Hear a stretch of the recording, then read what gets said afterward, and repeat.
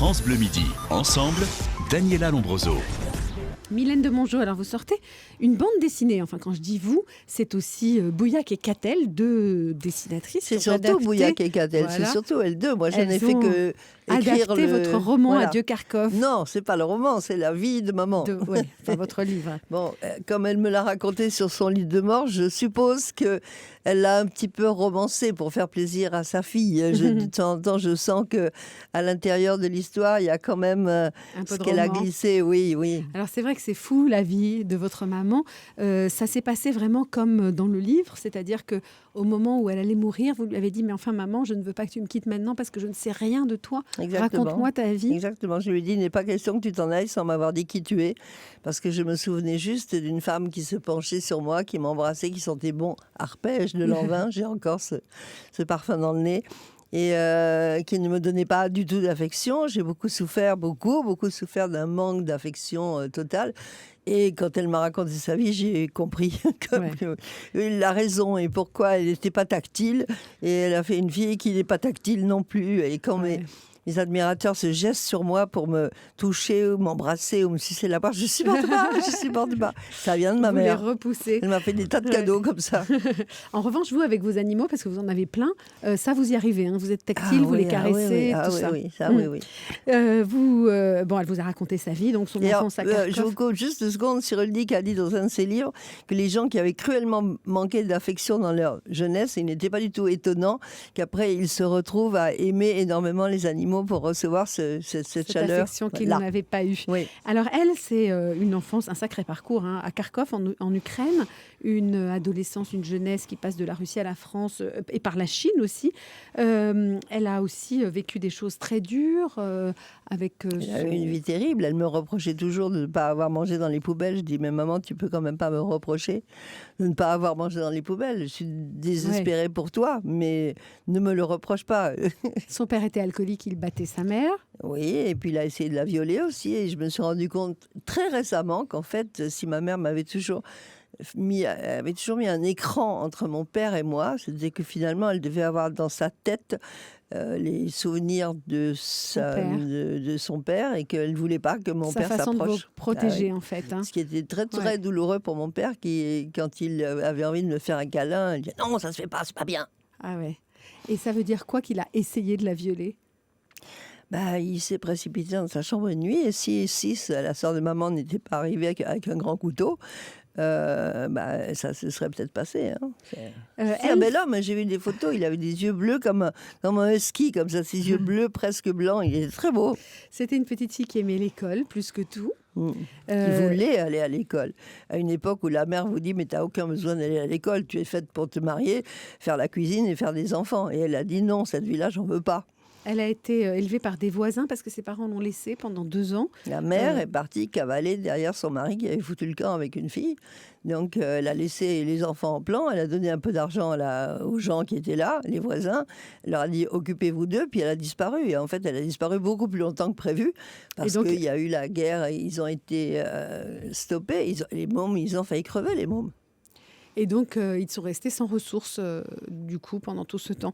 Alors, c'est vrai que c'est un parcours très difficile. Du coup, le fait qu'elle vous le raconte juste avant de mourir, ça vous a réconcilié aussi avec elle ? Oui, elle est partie délivrée. Et moi, je suis partie. Je suis encore là, mais moi, j'ai été très, très heureuse de la serrer dans mes bras et d'avoir enfin ce contact avec elle. Que j'avais tant désiré et que j'ai tellement peu eu. Ouais. Mylène de Mongeau, dans ce livre, Adieu Kharkov, donc, et dans la bande dessinée qui en est inspirée, c'est aussi votre vie qui est racontée en partie. Mais ça, c'est la Maison du Puy qui a absolument voulu. Ils ont trouvé que la vie de maman, c'était bien, mais c'était pas suffisant. Alors, ils ont dit à Catel, il faut aussi que tu racontes la vie de Mylène. Quand elle m'a dit ça, moi, j'étais mes figues, mes raisins. J'ai dit, mais ma vie à moi n'a aucun intérêt. Elle m'a dit, détrompe-toi, pour nous, ça nous intéresse. J'ai dit, alors faites ce que vous voulez, parce que moi, c'est ma vie, donc ma vie ne m'intéresse pas, je la vis. Donc vos débuts d'actrice, Alain Delon par exemple, choisi pour être un de vos partenaires, le fait qu'à un moment vous vous intéressez peu à votre famille, à votre parent et votre père meurt à ce moment-là, et puis aussi votre mari, le fils de Simenon, et son alcoolisme, sa maladie. Oui, je l'ai beaucoup. Je l'ai tellement aimé. On s'est rencontrés. On s'est flairés comme deux animaux pendant 3 jours. Et au bout du 3e jour, tous les deux, on était mariés chacun de notre côté, mais on est partis ensemble. Et sa femme a ricané parce que j'ai appris plus tard qu'il avait un peu l'habitude d'avoir des aventures comme ça, passagères, mais qui rentraient sagement à la maison.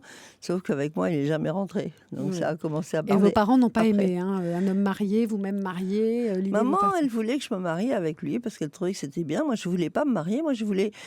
Depuis toute petite, je veux être libre. Et il se trouve que j'ai été libre vous vous rendez compte, ma liberté, je l'ai durement acquise à 70 ans. Jusqu'à l'âge de 70 ans, j'ai dit oui à mon agent, oui aux gens qui me proposaient des films, oui à mes maris, oui oui pour accueillir l'ex-femme de mon mari avec les enfants qui étaient là. Oui, j'ai dit oui à tout. Et puis à un moment donné, vous les avez quand il est accueillis parti, chez vous lui... Hein, l'ex-femme de votre mari et ses enfants, vous les avez elle accueillis venait chez très vous? souvent, elle venait le mercredi, elle venait le samedi, elle venait le dimanche. Et Marc me disait, j'ai tellement souffert du divorce de Simon avec ma mère que je te supplie d'accepter cette situation-là. Donc j'ai accepté. Mais... Est-ce que, comme vous le dites dans cette bande dessinée Adieu Kharkov, Mylène de Mongeau à la fin du livre, c'est aujourd'hui que vous êtes vraiment sereine? Ah ben oui, c'est aujourd'hui que je suis libre. Et aujourd'hui, j'ai décidé un jour, il n'y a pas si longtemps, que plus personne ne me dirait « tu devrais ». Il faudrait, tu ferais mieux de faire ça. J'ai dit, non, stop, je fais les films que je veux, je rencontre les gens que je veux, mes amis sont mes amis, et si ça vous plaît pas, allez vous faire foutre. On dit, d'après une étude qui est parue cette semaine, là, vous avez peut-être vu ça aux infos, que les seniors en France sont très heureux. Est-ce qu'il faut avoir pris de l'âge pour pouvoir gagner en bonheur? Je crois. J'ai quand même beaucoup d'amies femmes, certaines qui sont beaucoup plus jeunes que moi, mais à partir du moment où, pour moi, la vie commence, quand les enfants sont grands, ils sont casés, le mari, il est là, et puis s'il est sympa, tout va bien, vous êtes très bien, mais s'il n'est pas sympa, il est peut-être parti. Et je ne comprends pas comment ces femmes-là ont une espèce de désespoir de la ménopause, si vous voulez. Alors que, au contraire, je leur dis, la vie commence, mes cocottes. Vous n'avez plus de problème pour être enceinte, vous êtes encore séduisante, vous pouvez encore avoir des mecs, et la vie est ouverte devant vous. Allez-y, marrez-vous, éclatez-vous. C'est là que ça commence. Mais oui.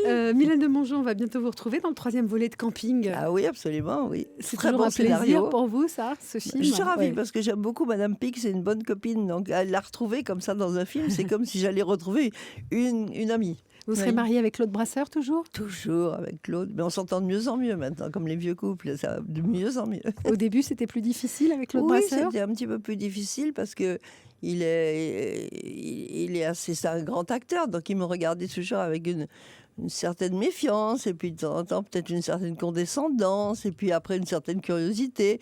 Maintenant, il n'y a plus tout ça, on est égal, et ça va très bien. Vous pensez qu'il y avait un petit peu de mépris à l'époque, au début, avec Claude Brasseur? Oui, j'ai toujours ressenti un peu, parce qu'un jour j'étais malade, et j'arrivais pas à sortir mon texte, parce qu'on m'avait sorti de mon lit, j'avais une gastro épouvantable. Et comme il pleuvait, tout d'un coup, il a fallu tourner cette scène-là, qui n'était pas prévue, donc j'arrivais à moitié morte sur le tournage, avec ma gastro et tout ça. Et Claude a dit, oui, c'est normal, les gens qui ne savent pas leur texte, ils font toujours semblant d'être malades. Alors je lui en ai beaucoup voulu. Il sera l'invité de France Bleu Midi Ensemble, Claude Brasseur, lundi prochain. Vous avez un message pour lui? Ah oui, vous l'embrassez. Il sera formidable dans le film. Donc maintenant, vous l'aimez. Oui. Mylène de Mongeau, qui est votre invitée aujourd'hui. Vous restez avec nous jusqu'à 13h30. On va continuer à parler de votre actualité, qui est riche. Il y a cette bande dessinée Adieu Kharkov, mais il y a aussi tout un tas d'autres choses. Dans un instant, c'est Allô les stars avec Thierry Garcia.